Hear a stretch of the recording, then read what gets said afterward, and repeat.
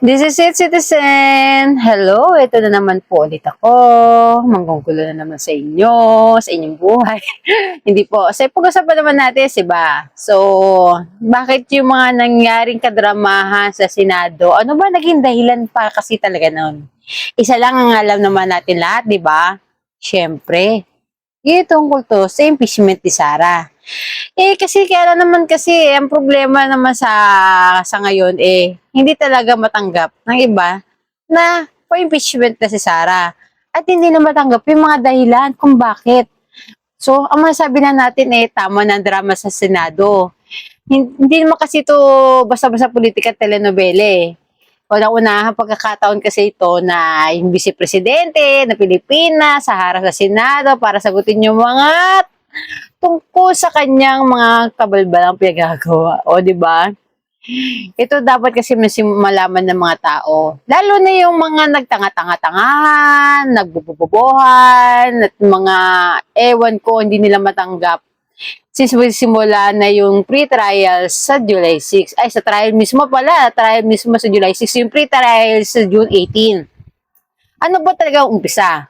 Unang-una yung 612 confidential fund. Saan ba talaga napunta yun, di ba? Yan yung unang-unang pinakamainit na talagang usapin. Tapos hindi may paliwanag na yaman na hindi na-declare nila sa salin nila. O, di ba? Sila malalo na sa pamilya na lang nila Mga salin nila halatang, minagic. Tapos yung suhol pa nila, especially doon sa mga opisyal ng DepEd, dahil sa mga procurement ng mga gamit na pagbibili para sa DepEd, di ba? Papanunuhol yun, lalo sa mga empleyado, sa officers mismo, di ba? At higit sa lahat, yung pagbabanta sa buhay ng ating Pangulong Bongbong Marcos at sa First Lady Lisa Marcos at dating Speaker Martin Romualdez. Kahit naman sino ikaw ba naman pagbantaan ka ng buhay at isa pang pinakamataas sa posisyon na tao ang iyong pagbabantaan. Kahit ba sabihin mo pangalaw ka, pataas pa rin sa iyo yung Pangulo ng bansa. Hindi mo dapat ginagawa yon. Diyos ko, kung ikaw nga, kung yung tanong nga ng tatay niya di ba? Pinag-aanuhan niya yung simpleng mamamayan lang na salita lang sa isang video lang Pinadampot kaga nila, di ba? So, ano pa naman tong ginawa niya, di ba? Pasalamat siya, di ginawa sa kanya yon. At ano pa yung mga proseso, ano yung mga nakataya diyan sa mga pag-ano sa Senado, yung mga kanyang alipores, di ba?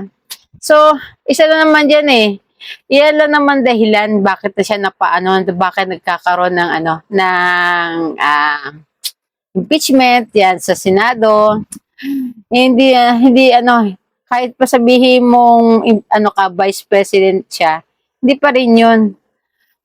Ang masasabi lang natin dito matuloy na yan, maalaman na ano ba talaga ang katotohanan. Kasi hanggat hindi nagsasalita yan, hindi napapatunayan yan, o hanggat puro social media lang ginawa ni Sara, ay wala yan. So ngayon, kailangan mapatunayan yun sa July 6. Pre-trial na, magkaalaman na sino totoo at ano talagang pagagawa nila. Diba? Citizen, tama lang, mga karapatan natin malaman yan. Diba? Approve tayo, di ba dyan? Citizen?